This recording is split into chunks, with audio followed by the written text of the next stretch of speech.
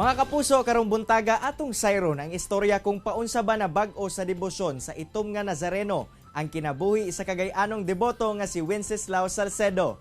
Sir Wenceslao, mayong buntag ug dayon sa Atomo GMA Regional TV. Kamusta, sir? Okay lang ko. Mayong buntag rin ni mo diya, igsoong Cyril. Mayong buntag. Sir, unsa ba kang tuiga nahimong deboto sa itom nga Nazareno ug unsa ang storya nga nahimo kang deboto? Kung isgutan ang Nazareno, sa dili pa sa itong Nazareno na magididaan ang parokya namo.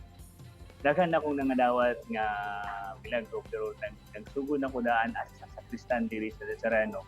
December 31, 1969. Unya pag-abot sa itong nga Nazareno atong January 5, 2009 kay ang plano is wala man lang ang Nazareno pero ang nahitabo ihatag sa amo ang Nazareno. O na nga na nagpadayon o nahimo na nan kung i-appoint ni Monsignor Monsanto as coordinator sa Hijos del Nazareno de Cagayan. Sir, aduna ba'y mga pag-ampo o mga milagro nga nahitabo sa imong kinabuhi tungod sa imong pagkadeboto? Ako personally plus tungod kay sa bata pa ko medyo sikli ko gamay, si mama kanunay nag-ampo kang Jesus Nazareno nga magmalaho tayo ng ang akong kinabuhi aron makapanan gusto panganagan kang Nazareno. Simple ra nga pagpakigdialogo sa Ginoo kung unsay akong pangayoon na kikinahanglan nako na ng mga panahon na kay di man ta kasiguro kung mawala na ta so mga natural lang atong pangayoon. Parehas ama namo ang pangayoon. Putok karong adlaw although na kay mga pangandoy nga gusto nimo makabot na siya ihatag imo magaling pangayoon.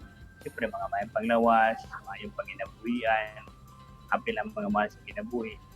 So far, nangahatag man po, ang dili magaling tanan, pero enjoy na ako ang bando sa Ginoo. Sir, matagtuig bagayod nga gatambong ka sa traslasyon o ngano nimo kini ginahimo? Una sa tanan, mo gito siya akong nadakan, kay gimatuto gyud ako sa kanan.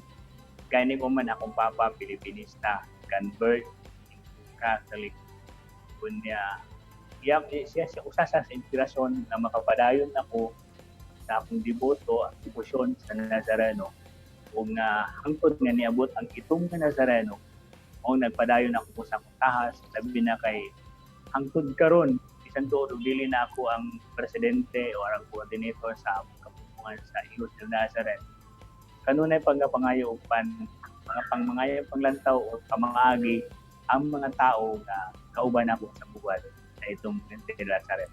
Sir, isip usa ka iho, unsa ba ang inyong role dinha sa traslasyon o unsa sab ang imong mga kasinatian sa matag traslasyon? Isip usa ka ihos del Nazareno.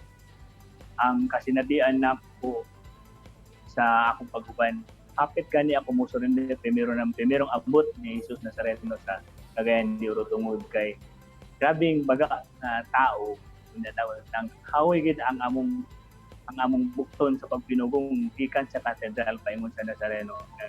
Nagsugod ng alas 9 niabot ng alas 12 sa gabi sa Unto. Kana pa lang daan, hapit na ko mo surrender pero ako ang gilantaw. Nakalahutay gani si Jesus sa iyang pagantos dito sa Calvario. Anong dili na ako sistingan nga magpadayon na unless iya naging panahon niya papahulay. Ug sa mga taong nandawat namo ang mga balikas, mga pag-insultos kana tungod kay ang tao eager kaayong makaduol pero siyempre at tumanon ang sistema kay dili nimo hatagan og hanay nga pamaagi ang katawan magubot pas kuan posible pang madaot ang bahi munang among gihatagan og pamaaging hapsay ang katawan. Alang kanimo, sir, unsa ba ka importante ang pagpahid og panyo ngadto sa imahen sa itom nga Nazareno? Well, personal kaayo siya nga pangutana ang pagpahid sa panyo. Pwede ra man gid siya dili necessarily nga kanang naagay narawan sa imahe sa Jesus nga Nazareno. Pwede ra gid ordinaryong panyo kay wala gid nagtudlo ang simbahan nga kana ra gid siya nga panyo ang makatabang. Kay kung naa kay ordinaryong panyo niya ipahid nimo kay ang imong intention madala nimo kana nga panyo nga igsuon nimo kanang magsagiton kay nanginahanglan. Tungod sa imong pagtuo pinaagi sa panyo maulian gayud ang mga tao. So dili it importante nga mapalit ka gikan gid sa Quiapo, gikan sa something sa Tinday. Dili gid sa inana ang pagtuno na sa church. Importante na kay pagtuo nga pinaagi sa panyo nga imong napahid kang Nazareno. Dalon nimo nga to sa imong sikaw tao, bahas kinabuhi kinahanglan sa panyo. maulian kayo siya. Sir, karon nga adunay pandemya ug kanselado ang traslasyon at tungod diini, unsa na lang ang imong pamaagi sa pagpadayag sa imong debosyon? Sama kang Kristo nang ginigay sa panahon sa iyong kagalingon na sara, pwedeng sa kwarto, pwedeng sa balay, pwedeng sa trabaho.